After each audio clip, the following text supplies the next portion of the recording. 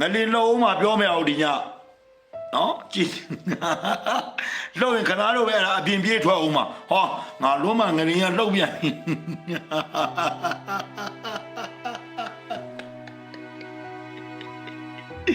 နော်ခင်ဗျားတို့ယုံမတက်နဲ့ယုံထွက်အပြင်ထွက်အပြင်မှာထွက်အခုထွက်နော်တန်ဆိုးမှသွားရမိုးလိုက်လို့ရွာမင်းတို့တွေငလင်လှုပ်တဲ့နေရာတွေမိုးတွေရွာနေတွေ့လားမင်းတို့နေလို့မရဘူးမင်းတို့လှုပ်တာနော်မင်းတို့လှုပ်တာဟိုကအခုမင်းငလင်လှုပ်လိုက်မိုးရွာလိုက်ငလင်လှုပ်လိုက်မိုးရွာလိုက်လှုပ်ပေးနေတာမင်းတို့အပြင်ထွက်ရမလို့အထဲဝင်ရမလို့ဖြစ်နေတာမင်းတို့ဘွားမင်းတို့မန္တလေးတို့စကိုင်းတို့ကအဲ့တော့ခင်ဗျားတို့လှုပ်ခဲ့တဲ့ဥစ္စာတွေလေလှုပ်ခဲ့တဲ့ဝိတ်တွေခင်ဗျားတို့ပေးဆက်နေရတာညဆိုရင်ခင်ဗျားတို့မအေးရဲတော့ဘူးဟုတ်လားဖြစ်နေတာဗိုလ်ချုပ်ဝင်းဦးမင်းအောင်လာအေးစေးပဲဒီမတိုင်ခင်ကနေရှိသမျှစစ်ပွဲတိုင်းရှုံးနေတဲ့သတင်းတွေကြောင့်စိတ်သက်ကြဆင်းနေတဲ့စစ်လော်ဘီတွေဟာကျွန်တော်သတိထားမိသလောက်တော့လာရှုံးမြို့ကိစ္စအပြီးမှာစိတ်အားတွေပြန်တက်လာကြပါတယ်ဟုတ်ပါတယ်စစ်ကိုစစ်နဲ့ဘလို့မှနိုင်အောင်ပြန်မတိုက်နိုင်တော့တဲ့အစုံမရှိတဲ့အဆက်ကိုဘေးဖယ်ထားပြီးတရုတ်ရှိမောက်ဒူးထောက်လိုက်ကမင်းအောင်လှိုင်ဟာလာရှုံးမြို့ကိုကိုကန့်တွေစီကပြန်တောင်းယူခဲ့ပါတယ်ဒီကိစ္စကြောင့်အမှန်တိုင်းပြောရရင်တော်လန်ရေးတပ်တွေဘက်ကစိတ်ဓာတ်ကျစရာဖြစ်ခဲ့သလိုစစ်တပ်နဲ့သူ့လော်ဘီတွေဘက်မှာတော့ဒီလိုအရှောင်နီးလဲရှိပါသေးလားဆိုပြီးတော့စိတ်အားတွေပြန်တက်လာခဲ့ကြပါတယ်အဲ့ဒီနောက်အခုလ10ရက်နေ့လောက်မှာတော့စစ်လော်ဘီတွေကိုမုံရွာနမခတိုင်းမှုကနမခအထိဖိတ်ပြီးလော်ခိုင်းလိုက်တဲ့အခါမှာတော့မြင်းကိုဂျိုတက်ပေးလိုက်သလိုလော်ဘီတွေဟာပိုပြီးအတင့်ရဲလာကြပါတော့တယ်စစ်သွေးတွေကြွလာပြီးလော်ဘီကျော်စိုးဦးရဲ့စီးလို့ဘောင်လို့ဒီစကားတွေကတက်တည်ခံနေပါတယ်အဲ့နေရာကိုရှင်းပလိုက်တာဗျာရှင်းပြောရင်ငါအကြောင်းသားမှမရှိဘူးအကြောင်းသားမရှိဘူးစစ်သွေးကြွတွေရှိလို့ရှင်းတာအဲ့တော့စစ်သွေးကြွမင်းတို့ရဲ့အလောင်းတွေကဒါနဲ့ပဲမင်းတို့ရဲ့အသက်ကဒါနဲ့ပဲဇီဝေချိုးရမှာကျဲမယ်ဗျာအကြမ်းဖက်သမားရှိလို့ရှိတဲ့နေရာကိုကျဲတာဒါတိုင်းပြည်ကောက်ွယ်တာပဲနိုင်ငံတော်တို့ကလှုပ်တင်လှုပ်ထက်တယ်လို့လားဆက်လုပ်မှာပဲဒါရင်မကတော့ပဲဒီဘက်ရင်စာတင်ကြောင်းဘုံကျဲတဲ့ကိစ္စမှာတယောက်တစ်ပေါက်နဲ့ရသလိုပြောင်းလဲလာကြတာကိုတွေ့ရပါတယ်ဒီဖြစ်နေကြီးကတော့တမင်တက်လှုပ်ချံဖန်တီးထားတယ်ဆိုတဲ့အကြောင်းကိုကျွန်မအနေနဲ့ကနဦးပြောချင်ပါတယ်လူတက်လက်နက်တွေထုတ်လုပ်နေတဲ့နေရာဖြစ်တဲ့အတွက်ကြောင့်မလို့တက်မတော်ကအကြမ်းဖက်အနေနဲ့ရှင်းလင်းတာဖြစ်ကြောင်းကိုကျွန်တော်တို့အနေနဲ့ဒါသတင်းမှန်နေပြည်သူတွေသိရှိအောင်လို့ပြန်ပြီးတော့တင်ပြပေးခြင်းဖြစ်ပါတယ်အခုလိုဒီဘဲရင်ကဘုံကျဲတဲ့ဖြစ်စဉ်လိုမျိုးတွေပေါ့ဒီထက်ဆိုးတာကတော့နမခတိုင်းမှုတင်ပေးလိုက်တဲ့ရဲဆေးကြောင့်အခုဆိုရင်လော်ဘီဇော်ဘုံဟင်းကတဘာဝဘေးဖြစ်တဲ့ငလင်ဘေးရေဘေးကြောင့်ပြည်သူတွေဒုက္ခရောက်နေတာကိုသူတို့ရဲ့နိုင်ငံရေးခံယူချက်နဲ့ရောကျိတ်ပြီးလှောင်ပြောင်နေတာကိုအခုလိုတွေ့ရမှာဖြစ်ပါတယ်ငလင်လှုပ်တယ်မင်းညာကလည်းကျွန်တော်လိုက်လွင်နဲ့လှုပ်တယ်ငလင်လေးမန္တလေးမှာဟောလာသေးပြန်ပြီခင်ဗျားတို့အပြင်ထွက်ဆိုတန်မုံတွေတီးပြီးတော့ဆန္ဒတွေပြလက်သုံးချောင်းတောင်းအခုခင်ဗျားတို့အပြင်တွေထွက်နေကြရတယ်မှတ်လားအပြင်ထွက်ရတဲ့လူတိုင်းကိုကျွန်တော်မပြောချင်ဘူးသူတော်ကောင်းကတယောက်ရှိပြီးတော့မှသူ့ရုံမှာအယောက်တရာရှိရင်အဲ့ဒီသူတော်ကောင်းနဲ့အဲ့ဒီသူ့ရုံမှာဂျားထဲမှာပဲထွက်ရတာပဲပါသွားတာပဲ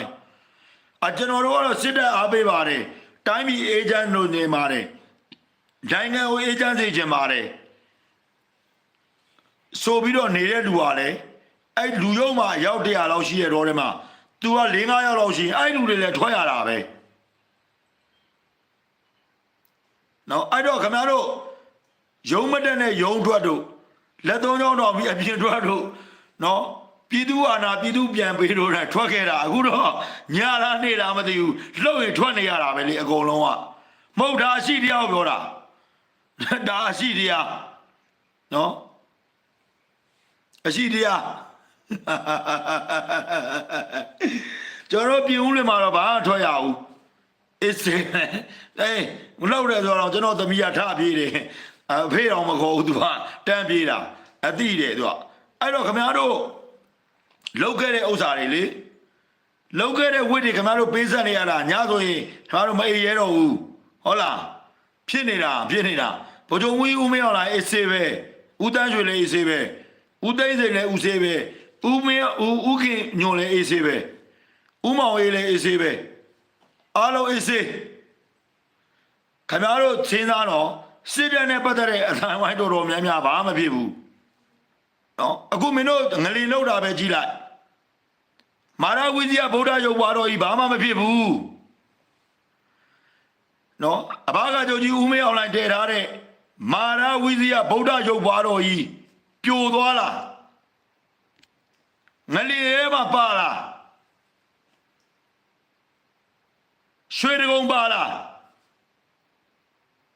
အဘဥဒန်းကျွေတည်ထားတဲ့ဥပနာနာဒီဥပနာတဏိတရွှေတကုံပုံတူပါလားမင်းတို့မန္တလေးမှာနေတဲ့လူတွေအကုန်လုံးမဟာမြတ်မုနိဘုရားကိုဖူးပြီးတော့မှမင်းတို့ပေါက်ကြရတယ်လှုပ်လို့စကိုင်းမှာနော်တိတူကိုဆရာတော်ဘုရားကြီးရဲ့တောက်သုံးရည်တွေကိုတောက်ပြီးတော့မှစော်ကားလို့ဖယားတော်မနေနိုင်တော့ဘူးမင်းတို့လိုအယုတ်တမရှိတဲ့နေရာတွေမှာတကိုးရှိတဲ့ဘုရားတွေတော့မနေနိုင်တော့ဘူးမနေတော့ဘူးအဲ့ဒါမင်းတို့ယုံမှာလို့မယုံမရှိနဲ့တော့လူဆိုတာသူတော်ကောင်း10ယောက်ပဲရှိပြီးတော့မှသူယုံမှာအယောက်1000ရှိပြိုပြက်တာပဲဒါတော့တကယ်ပြောတာခဏရှင်းကြည့်လိုက်နေပြီးတော့တစ်မျိုးလုံးငလင်လောက်တာအဘကယုံကြည်တဲ့မာရဝိဇ္ဇာတစ်ချက်တော့မှမလုပ်ဘူးအဘဥဒန်းကျွေတဲ့ဥပနာတဏိတဘုရားငလင်လောက်တဲ့ထဲမှာမပါဘူးနော်မန္တလေးမှာမဟာမြတ်မုနိဘုရားကြီးရဲ့စိတ်ဘူးတော့ပြုတ်ကြတာဘာလို့လဲလူယုံမာတွေနေလို့များလို့စကိုင်းတိုင်းလူယုံမာတွေနေလို့များလို့ဖယားမှန်းမသိတရားမှန်းမသိတန်ခါမှန်းမသိနော်အကုန်ဝိုင်းလောက်တာမင်းတို့လူယုံမာအောက်တန်းသားတွေရှိရဲ့နေရာဖြစ်မှာပဲခုပြည်ဦးတွေမှာဟုတ်တယ်ဒေါ်စုအားပေးတဲ့ဂေါ်လကားတွေဘာအများကြီးပဲထောက်ကန်တယ်သူတို့ကပြီးသွားပြီမစော်ကားဘူးဖះလည်းမစော်ကားဘူးတရားလည်းမစော်တန်ခါလည်းမစော်ကားဘူးပြည်ဦးတွေမအားပြေဘူးလောက်နေပါပြီတို့အေးစေးပဲလေဟုတ်လားအဲ့ဒါမင်းတို့ဝစ်လိုက်နေတာနော်ညာကြီးအချိန်မတော်ထွက်ရပြန်ပြီပြေးရမလားနေရမလားမသိဖြစ်နေမင်းတို့ဘွားတွေနော်လူကောင်းတွေကျွန်တော်ပြောပြီးပြီလူကောင်းတွေမနာနဲ့လူကောင်း10ယောက်ရှိပြီးတော့လူရုံမှာအယောက်1000ရှိရင်အဲ့10ယောက်လဲရောပါတာပဲဒါရှင်းရှင်းလေးပဲခဏတော့ပဲတန်ဖုံးတွေတီးပြီးထွက်ခိုက်ခိုင်းတာအခုထွက်နေရပြီအပြင်ကိုဒီအချိန်ဒီလည်းမသိသေးဘူးကန်ဆိုးမှသွားရမိုးလိုက်လို့ရွာမင်းတို့တွေငလင်လောက်တဲ့နေရာတွေမိုးတွေရွာနေတွေ့လားမင်းတို့နေလို့မရဘူးမင်းတို့လှုပ်တာနော်မင်းတို့လှုပ်တာဟိုကအခုမင်းငလင်လှုပ်လိုက်မိုးရွာလိုက်ငလင်လှုပ်လိုက်မိုးရွာလိုက်လှုပ်ပေးနေတာမင်းတို့အပြင်ထွက်ရမလို့အထဲဝင်ရမလို့ဖြစ်နေတာမင်းတို့ဘွားမင်းတို့မန္တလေးတို့စကိုင်းတို့ကကျွန်တော်ပြောပြီးသားနော်လူ10ဦးကောင်းမယ်အယောက်1000မကောင်းရင်လေအဲ့လူကဂျားညက်မယ်ကောင်းတဲ့လူတွေတော့ကျွန်တော်မပြောလို့ဘာလို့လဲအဲ့ဂျားထဲမှာသွားရောက်နေလို့နော်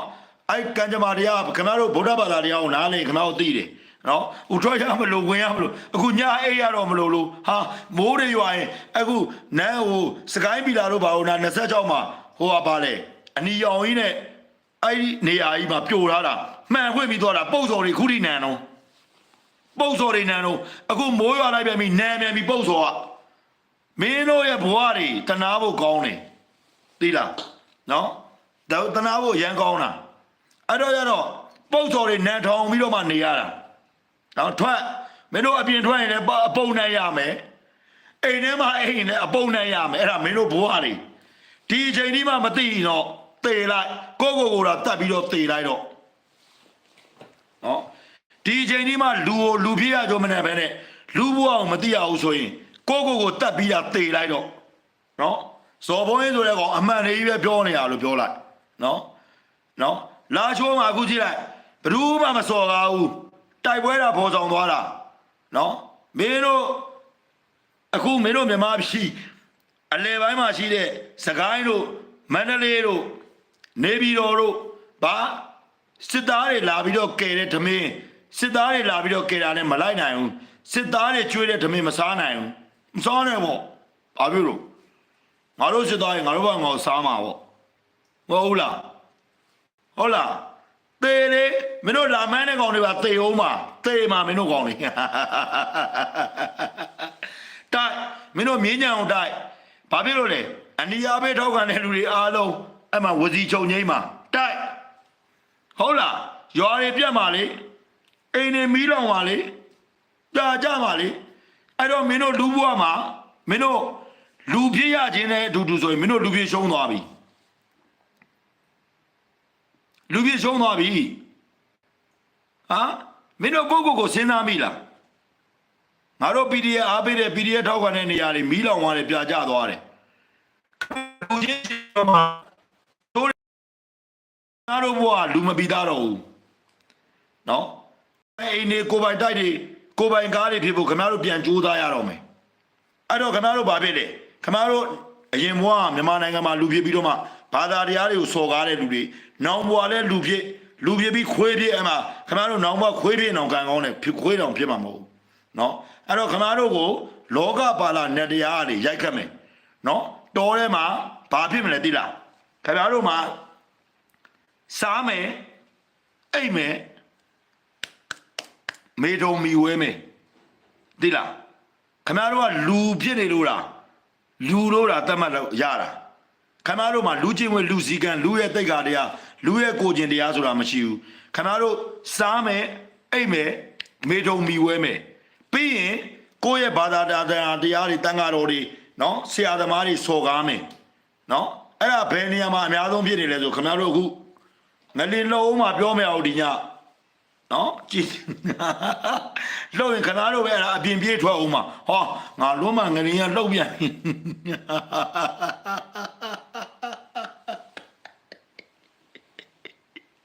နော်ခင်ဗျားတို့ယုံမတက်နဲ့ယုံထွက်အပြင်ထွက်အပြင်မှာထွက်အခုထွက်နော်ဟိုကောင်မတူလေစတားစတုံးပြောသလိုပဲထွက်ယုံတက်အခုတော့ငလီလုံးမဲ့ပြင်ထွက်ငလီလုံးမဲ့ပြင်ထွက်ငလီလုံးတော့မိုးရွာနေပြီဝင်